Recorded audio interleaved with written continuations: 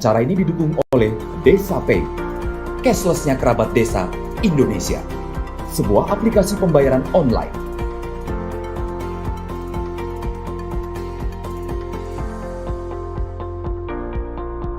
Di Desa Pay, kita akan mendapatkan update berita desa dari TV Desa.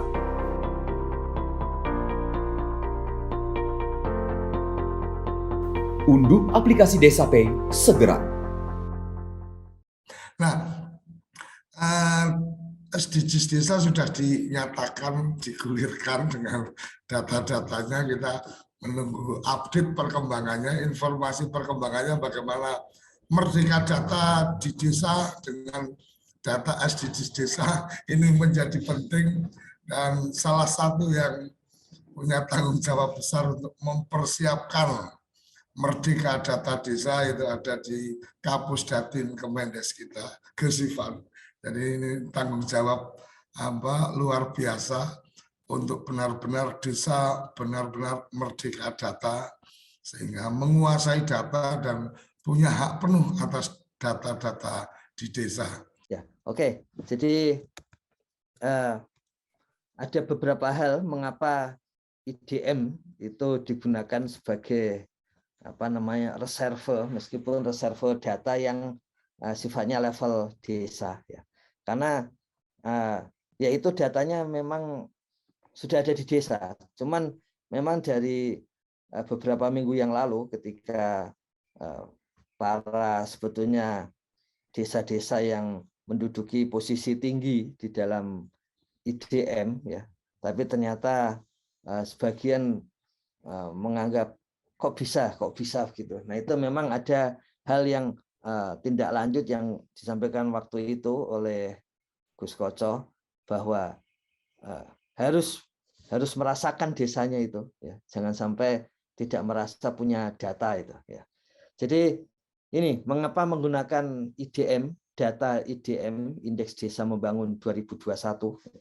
Pertama, ini adalah salah satu data terbaru yang dimiliki desa, sehingga kita bisa menyusun perencanaan itu tetap berbasis data. Kaidah ini kaidah yang penting.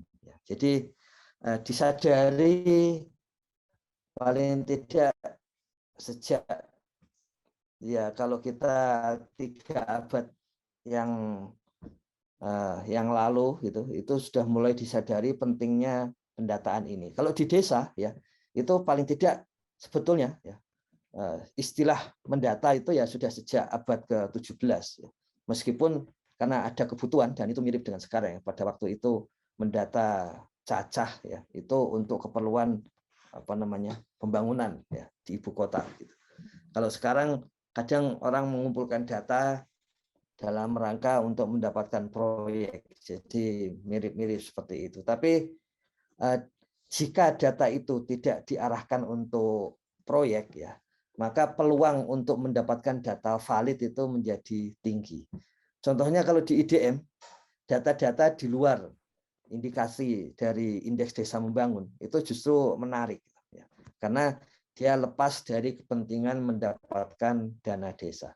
Dan yang terbaru ada peraturan presiden atau Inpres, nanti kita lihat, itu tentang stunting, ya. Dan salah satu peran desa di dalam stunting itu adalah konvergensi atau kebijakan konvergensi stunting, yaitu berbagai arahan kebijakan yang ujungnya untuk mengurangi stunting di desa, ya.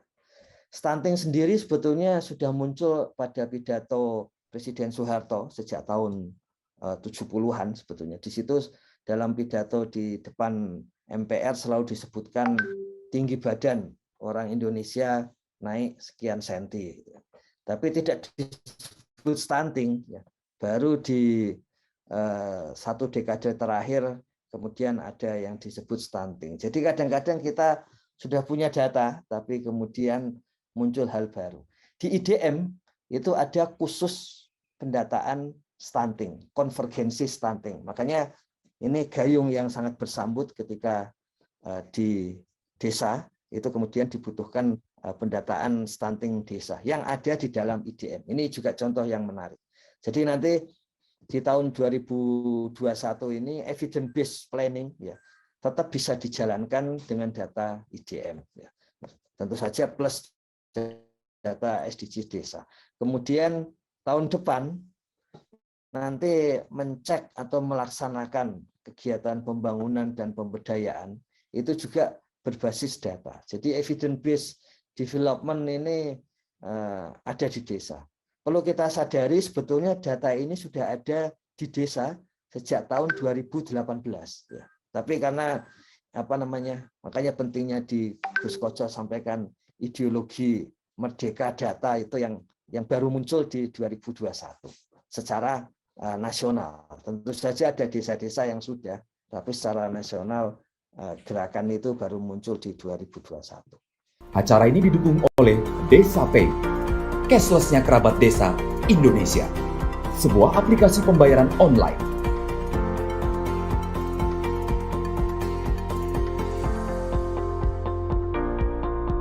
Di Desa Pay, kita akan mendapatkan update berita desa dari TV Desa.